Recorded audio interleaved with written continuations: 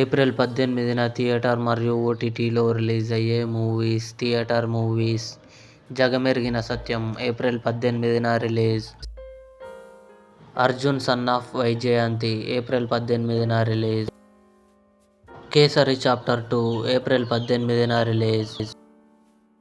Dear Uma April 18న release.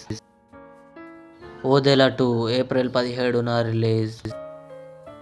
Naa autograph April 18న థియేటర్లో రిలీజ్ కానుంది.